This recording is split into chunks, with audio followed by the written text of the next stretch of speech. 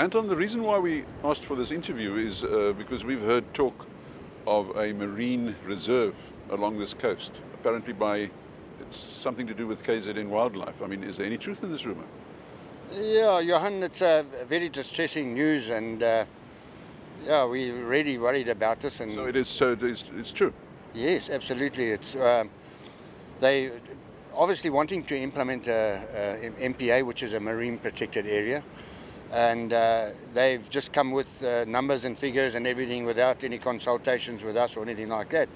And the way and the manner that it's been brought to our attention is that they asked for, at the ski boat club, they asked for a meeting, if they could use the premises of the club for a meeting. And, you know, we never questioned or anything like that, although we did ask what it is, and they said, oh, well, they're going to discuss, it's an informal meeting that they want to discuss about the implementing a MPA down on the south coast. So we didn't do anything about it or anything like that. Then I just, in passing, I said to some guys, hey, they're talking about an MPA down here, and they got an informal meeting and what have you, not realizing that no one has been invited, no one at all. And when I say no one at all, definitely the tourism hasn't been invited to it. The HCM, I don't think they were invited to it. I'm open to correction, because if they were, they weren't present, which they should have been present.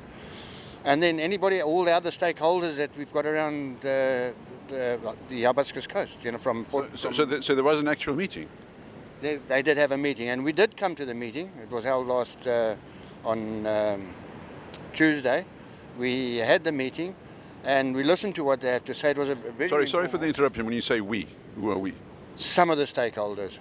And when I say stakeholders, mainly the people that are using the sea, like the commercials and the charter operators and so on, that are. And who were present from the other side? We had 3 representatives from KZN and KZN Wildlife, and they presented. The lady of Miss Livingston did the Tamazin.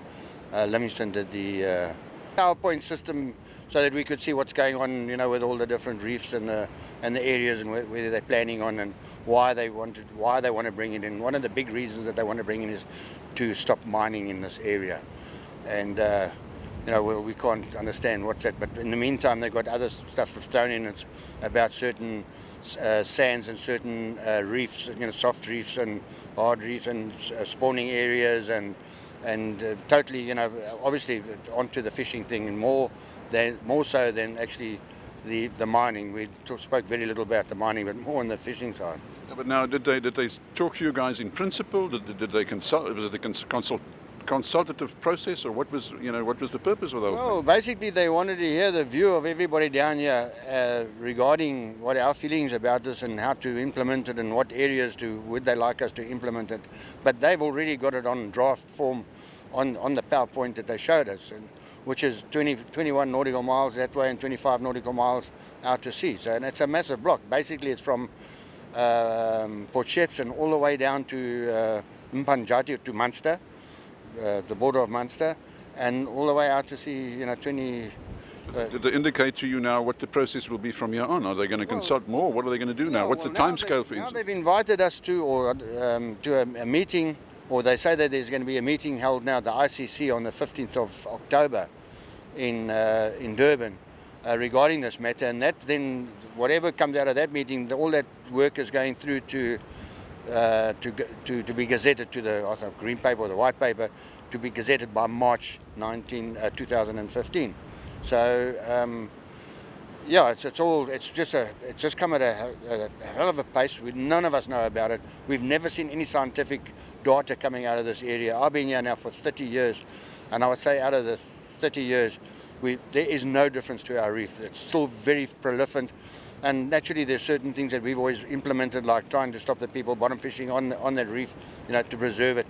And I'd say probably 80% of all of us down here, other than the commercial, our sport is recreation, which is pelagic fish, which is a passing fish. It doesn't stay, and it's not resident to our reefs. It's a passing. It's not an endemic fish. An endemic fish it lives on reefs, and it doesn't move very far. And before we go into that, and also what it will mean for the coast, one last question on this process: will there be any more people giving input before the final decision? I mean, what is the timescale from now on? Did they give any indication? Well, the timescope is it's just basically gone. They haven't given us a chance. We haven't even been able to go back. They're giving us sort of 2 weeks to get back to them and say what we'd like to see in what type of restrictions they want to in place. Have they already, in fact, taken the decision, in principle, to do so? In principle, looks like they've taken the decision already without using the people that are using the areas. I mean, for instance, the invitation should have gone out to the hospitality, all the big centres, shopping malls.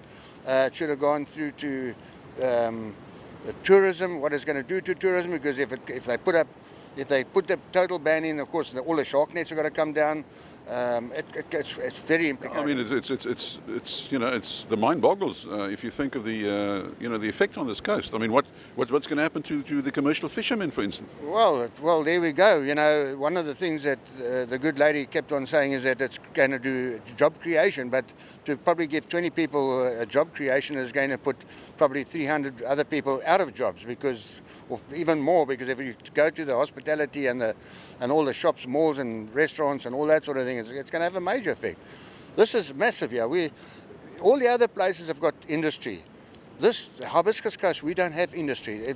The industry is so tiny. Our industry is tourism, and we try, in joint with the Hibiscus Coast, with Anton Gets and all these guys, that we've put stuff into place, and at this stage we're working to a nice tourism effect, that when people come down here, they're well looked after, and but again, they haven't been consulted. I doubt if they've been consulted. Okay, but now just let's recap. From where to where will this be?